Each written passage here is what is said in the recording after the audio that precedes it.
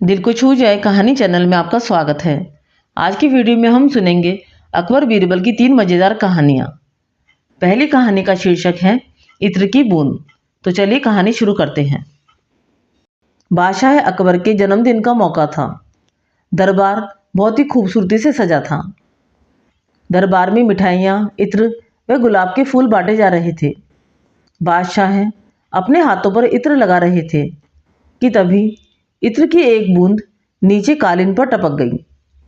बादशाह तुरंत नीचे झुके और इत्र की उस बूंद को उंगली से उठाने का प्रयास करने लगे, लेकिन बूंद वहां कहाँ होती, उसे तो कालीन सोख चुका था। तभी बादशाह ने देखा कि बेहद पैनी व तिरछी नजरों से बीरबल यह सब देख रहा था।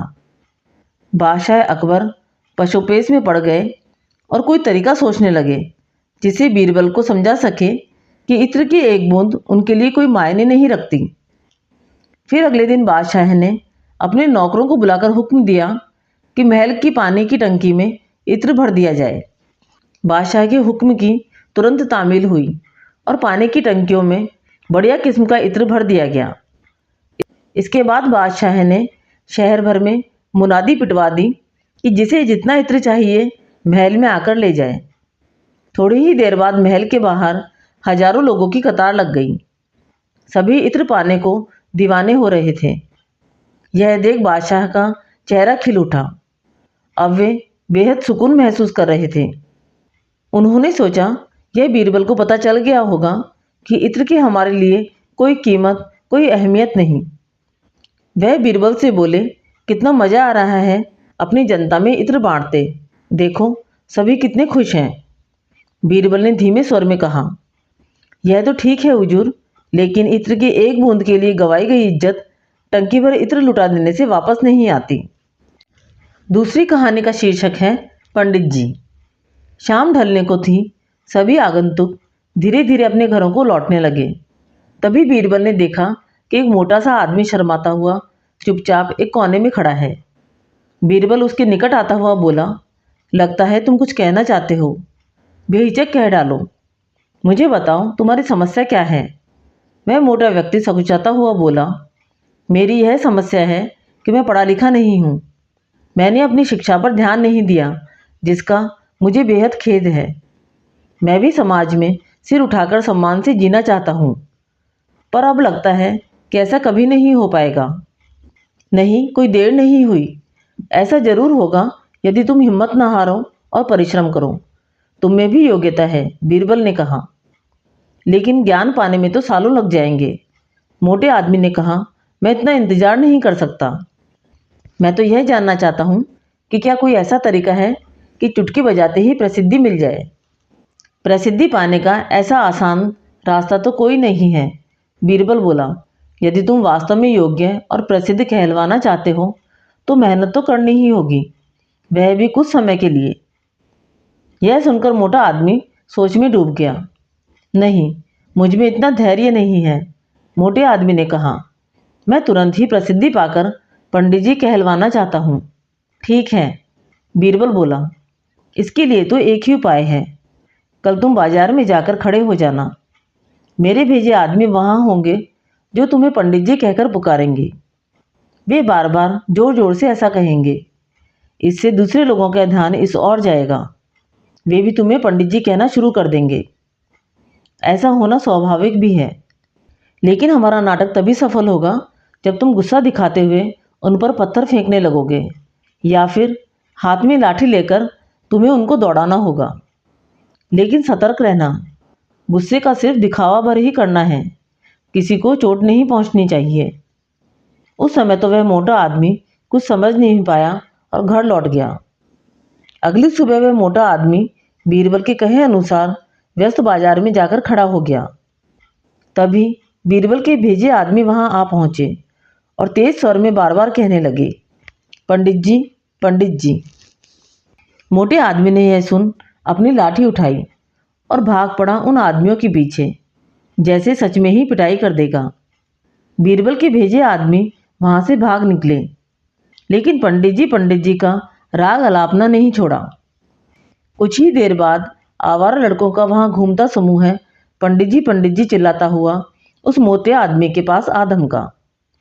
बड़ा मज़ेदार दृश्य उपस्थित हो गया था। मोटा आदमी लोगों के पीछे दौड़ रहा था और लोग पंडित जी कहते हुए नाच गाकर चिल्ला रहे थे। अब वह मोटा आदमी पंडित जी के नाम से प्रसिद्ध हो गया। जब भी लोग उसे देखते तो पंडित जी कहकर ही संबोधित करते। अपनी ओर से तो लोग यह कहकर उसका मजाक उड़ाते थे कि वह उन पर पत्थर फेंकेगा या लाठी लेकर उनके पीछे दौड़ेगा। लेकिन उन्हें क्या पता था कि मोटा तो चाहता ही यही था।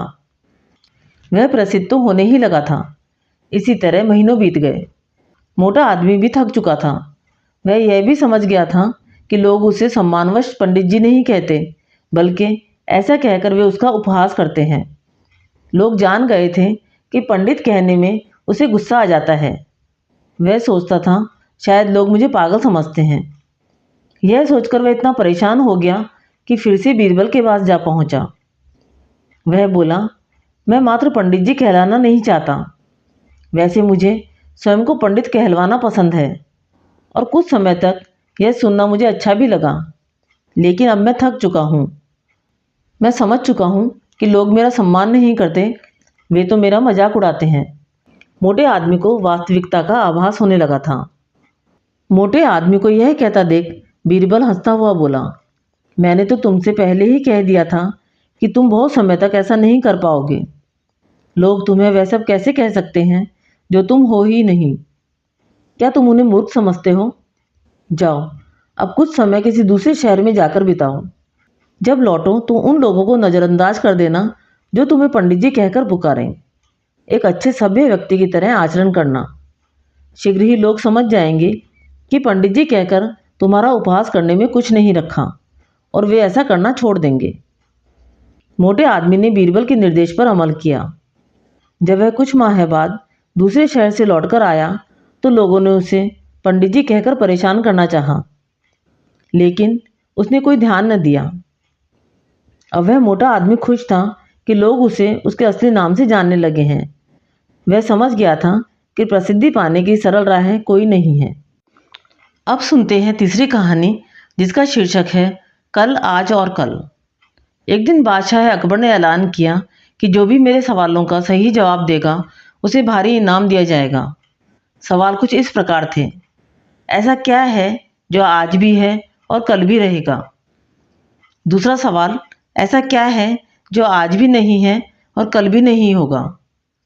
और तीसरा सवाल था कि ऐसा क्या है जो आज तो है लेकिन कल नहीं होगा? इन तीनों सवालों के साथ उदाहरण भी देने थे। किसी को भी चतुराई भरे इन तीनों सवालों का जवाब नहीं सूझ रहा था। तभी बीरबल बोला, हुजूर, आपके सवालों का जवाब मैं दे सकता हूँ, लेकिन इसके लिए आपको मेरे साथ शहर का एक दौरा करना होगा, तभी आपके सवाल सही ढंग से हल हो पाएंगे। अकबर और बीरबल ने वेश बदला और सूफियों का बाना पहनकर निकल पड़े। कुछ ही देर बाद वे बाजार में खड़े थे। फिर दोनों एक दुकान में घुस गए। बीरबल ने दुकानदार से कहा, हमें बच्चों की पढ़ाई के लिए मदरसा बनाना है, तुम हमें इसके लिए 1000 रुपये दे दो। जब दुकानदार ने अपने मुनीम से कहा कि इन्हें 1000 रुपये दे दो, तो बीरबल बोला, जब मैं तुमसे रुपए ले रहा हूँगा तो तुम्हारे सिर पर जूता मारूंगा। हर एक रुपए के पीछे एक जूता पड़ेगा। बोलो, तैयार हो? यह सुनते ही दुकानदार के नौकर का पारा चढ़ गया और वह बीरबल से 2-2 हाथ करने आगे बढ़ गया। लेकिन दुकानदार ने नौकर को शांत करते हुए कहा, मैं तैयार हूँ, लेकिन मेरी एक शर्त है। मुझे विश्वास दिलाना होगा कि मेरा पैसा इसी नेक काम पर खर्च होगा। ऐसा कहते हुए दुकानदार ने सिर झुका दिया और बीरबल से बोला कि जूता मारना शुरू करें। तब बीरबल व अकबर बिना कुछ कहे सुने दुकान से बाहर निकल गए। दोनों चुपचाप चले जा रहे थे कि तभी बीरबल ने मौन तोड़ा। बंदा परवर, दुकान में जो कुछ हुआ उसका मतलब है कि दुकानदार के पास आज पैसा है और उस पैसे को नेक कामों में लगाने की नीयत भी, जो उसे आने वाले कल में भी नाम देगी, यानी उसके भविष्य में भी उसका नाम करेगी। इसका एक मतलब यह भी है कि अपने नेक कामों से वह जन्नत में अपनी जगह पक्की कर लेगा। आप इसे यूँ भी कह सकते हैं कि जो कुछ उसके पास आज है कल भी उसके साथ रहेगा। यह आपके पहले सवाल का जवाब हुआ।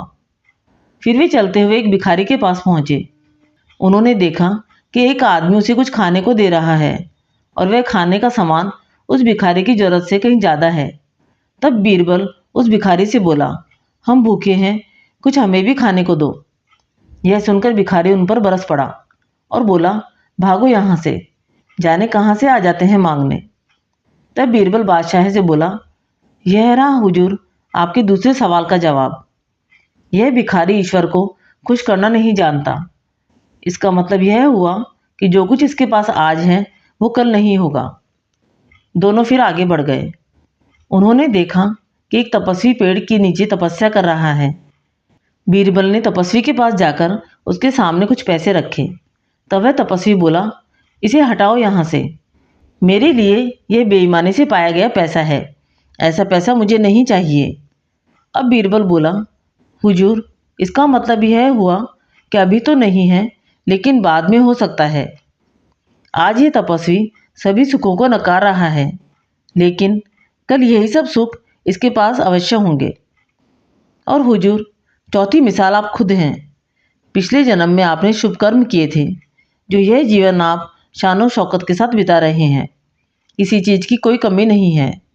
यदि आपने इसी तरह ईमानदारी और न्यायप्रियता से राज करना जारी रखा तो कोई कारण नहीं कि यह सब कुछ कल भी आपके पास न हो। लेकिन यह न भूलें कि यदि आप राह भटक गए तो कुछ साथ नहीं रहेगा। अपने सवालों के बुद्धिमत्तापूर्ण चतुराई भरे जवाब सुनकर बादशाह अकबर बेहद खुश हुए। अकबर बीरबल की ये कहानियाँ आपको अच्छी लगी तो कहानियों को लाइक व शेयर करें। चैनल पर नए हैं तो चैनल को सब्सक्राइब करें। कहानियाँ सुनने के लिए धन्यवाद।